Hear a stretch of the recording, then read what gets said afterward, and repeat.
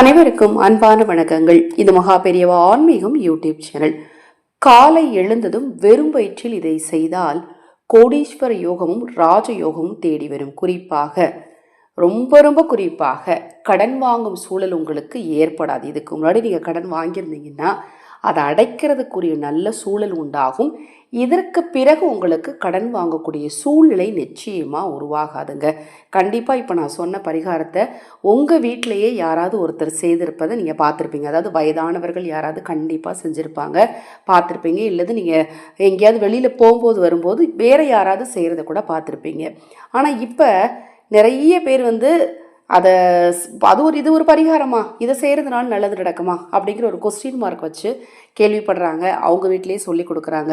ஜோதிட ரீதியாக போய் ஏதாவது ஜோசியம் பார்க்கும்போது பரிகாரம் சொன்னாலும் சரி, இப்படி இவ்வளோ ஒரு பரிகாரத்தை செஞ்சு என் பிரச்சனை எவ்வளோ பெரிய பிரச்சனை, அது சரியாகுமா அப்படிங்கிற ஒரு கேள்வியோடு அதை செய்யும்போது அதற்கான பலன் நமக்கு கிடைக்காம போகும். அதனால் நம்பிக்கையோடு செய்யுங்க, நிச்சயமாக நல்லது நடக்கும். சின்ன விஷயமா இருந்தால் கூட கண்டிப்பாக அது உங்களுக்கு ஒரு நல்ல பலனை பெற்றுக் கொடுக்குங்க.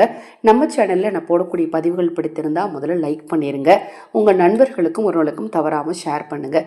நீங்கள் ஏதேனும் கருத்துக்கள் கூற விரும்பினாலும், சந்தேகம் கேட்க விரும்பினாலும், பூஜை பொருட்கள் வாங்க விரும்பினாலும், உங்கள் தனிப்பட்ட பிரச்சனைகளுக்கு பிரத்யேகமாக பரிகாரங்கள் தெரிந்து கொள்ள விரும்பினாலும், அக்ஷய பாத்திரம் உணவளிக்கும் திட்டத்தின் மூலம் ஆதரவற்றவர்களுக்கு உணவளிக்க விரும்பினாலும் 9344692042 இந்த வாட்ஸ்அப் எண்ணுக்கு தொடர்பு கொள்ளுங்க.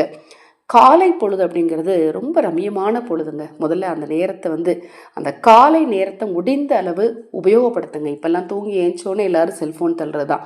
அந்த படுத்த இடத்த விட்டு எழுந்து பல் தேய்க்கிற இடத்துக்கு வர்றதுக்கு ஒரு 20 நிமிஷம் ஆகுது. அந்த நேரத்துக்குள்ளே செல்ஃபோன் பார்க்குறது, வாட்ஸ்அப் ஸ்டேட்டஸ் பார்க்குறது, இது மாதிரி விஷயங்கள்லாம் தவிர்த்துடுங்க. முக்கியமான விஷயமா இருந்தால் பார்க்க வேண்டிய விஷயம்னா கண்டிப்பாக பார்த்து தான் ஆகணும்.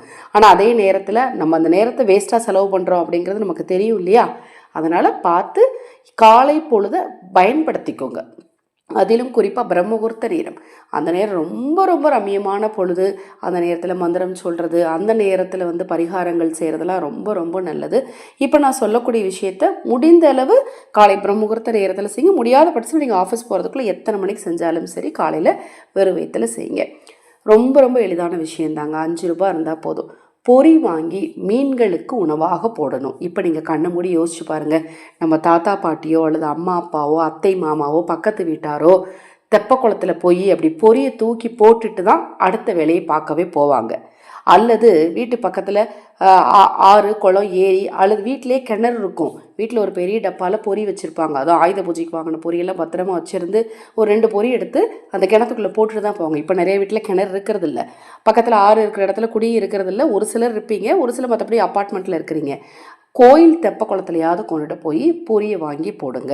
தினந்தோறும் செய்ய முடியலைன்னா கூட ஒரு குறிப்பிட்ட நாட்களை மட்டுமாவது அதுக்கு தேர்ந்தெடுத்து, எனக்கு போக 5 நிமிஷம் ஆகுங்க, காலையிலே அதை நான் அந்த டைம் வேஸ்ட் பண்ண முடியுமா அப்படின்னு கேட்குறதுக்கு முன்னாடி நீங்கள் ஒரு நிமிஷம் யோசிச்சு பாருங்கள். காலையில் எவ்வளவோ நேரத்தை வேஸ்ட் பண்ணுறீங்க.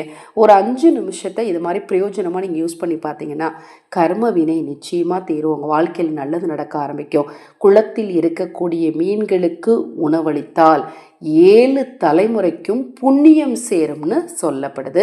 பெருமாளுடைய பரிபூரணமான அருளும் கிடைக்கும்னு சொல்லப்படுது. அப்புறம் எப்படி நம்ம கடனாளியாக இருப்போம்? பெருமாளுடைய பரிபூர்ணமான அருள் இருந்துச்சுன்னா கடன்கிற பேச்சுக்கு இடமே கிடையாதுங்க.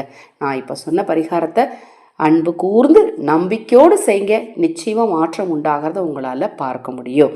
இது போன்ற எண்ணற்ற தகவல்களை தெரிந்து கொள்ள நமது சேனலை சப்ஸ்கிரைப் பண்ணிக்கோங்க. உங்களுக்கு பெருமாளை பிடிக்கும் அப்படின்னா கோவிந்தா அப்படின்னு கீழே கமெண்ட் பண்ணுங்க. ஹரஹர சங்கர ஜெய ஜெய சங்கர. மகாபெரிவா திருவடி பாதம் சரணம். நல்லதே நடக்கட்டும்.